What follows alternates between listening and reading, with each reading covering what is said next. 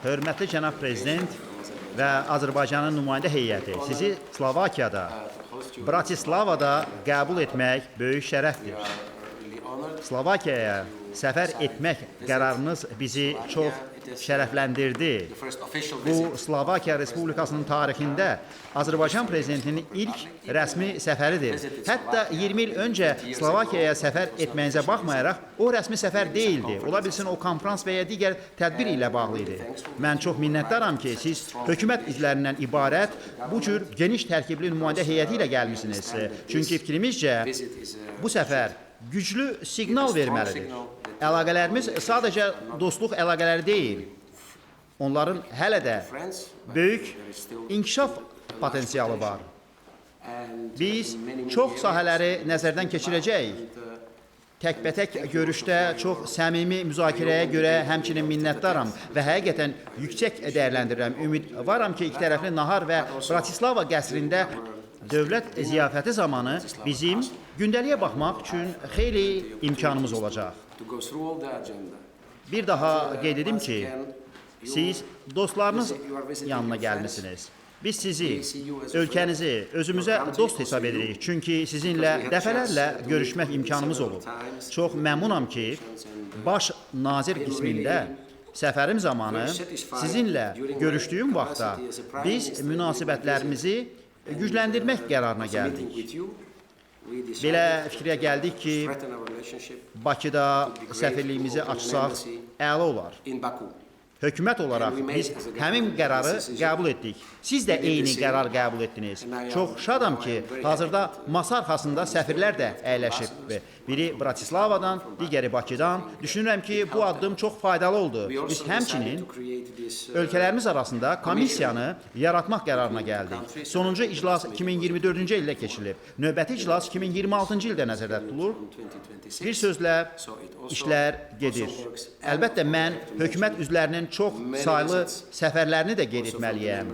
Tək prezident və baş nazirlərin səfərləri deyil, digər səfərlər də olub. Çox məmnunam ki, Müdafiə naziri səfərinin çox uğurla keçdiyini mənə bildirdi. O, həmçinin parada dəvət olundu. Mühüm milli gün qeyd edildi. O, mənə söylədi ki, onun sahəsi ilə bağlı əla görüşləri baş tutdu. Çünki onun özü çox fəal nazirdir. Potensial böyükdür. İqtisadiyyat naziri də buradadır. Bu, bizim üçün bu anda çox vacib mövzudur. Çünki enerji təchizatına gəldikdə Slovakiya hazırda çox ağır vəziyyətə düşüb. Görürük ki, uzun perspektivdə Azərbaycan hər variantının bir hissəsi ola bilər. Avropa İttifaqı Rusiya qazının Slovakiyaya idxalını tam qadağan etmək qərarına gəlib. Onlar bu qərarı 27 adından qəbul ediblər. Müddət çox qısadır. Şirkətlərimiz buradadır. Çox şadam ki, siz SOCAR prezidentini də nümayəndə heyətinə daxil etmişsiniz. Çox konkret söhbət apara bilərik. Azərbaycan enerji təchizatının şaxələndirilməsində rol oynaya bilər. Çünki hazırda cənab prezident, biz boru kəmərinin sonundayıq. Əslində, Qərbi Avropa istiqamətində biz hər zaman əvvəldə olmuşuq. İndi isə boru kəmərinin sonundayıq. Təsəvvür edə bilərsiniz, bu nəyə baha başa gəlir. Bir daha, cənab prezident, xoş gəlmişsiniz. Sizi burada qəbul etmək bizim üçün və bütün Slovak xalqı üçün böyük şərəfdir. Təşəkkür edirəm.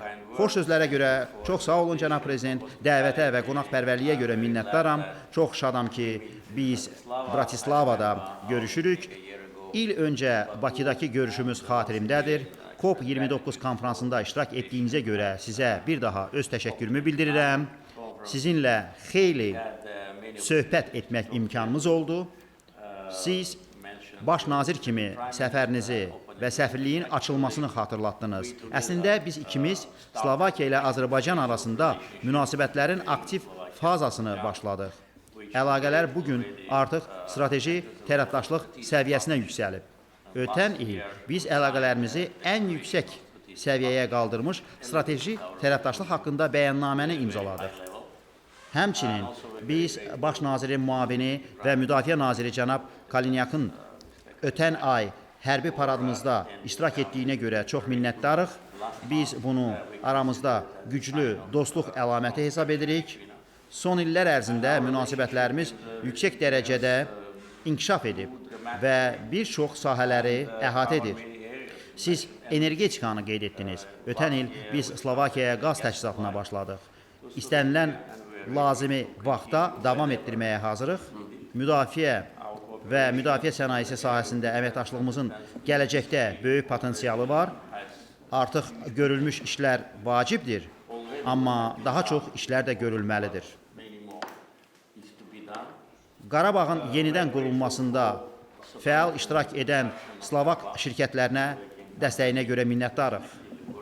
Slovakiya prezidenti dövlətimizin başçısını Vaşinqtonda Azərbaycanla Ermənistan arasında sülh gündəliyi ilə əlaqədar əldə olunmuş tarixi nailiyyət münasibətilə təbrik etdi. Prezident İlham Əliyev təbriklərə görə təşəkkürünü bildirdi. Söhbət zamanı dost ölkə kimi Slovakiya şirkətlərinin işğaldan azad edilmiş Ağdam rayonunun Baş Kərvənd kəndinin ağıllı kənd konsepsiyası əsasında yenidən qurulmasında iştiraki məmnunluqla qeyd olundu. Azərbaycanla Slovakiya arasında enerji, nəqliyyat, müdafiə sənayesi sahələrində uğurlu əməkdaşlığın həyata keçirildiyi vurğulandı. Slovakiyanın ölkəmizin Avropa İttifaqı ilə əlaqələrinin inkişafını dəstəklədiyi qeyd edildi. Dövlətimizin başçısı Slovakiya prezidentini Azərbaycana rəsmi səfərə dəvət etdi. Dəvət məmnunluqla qəbul olundu.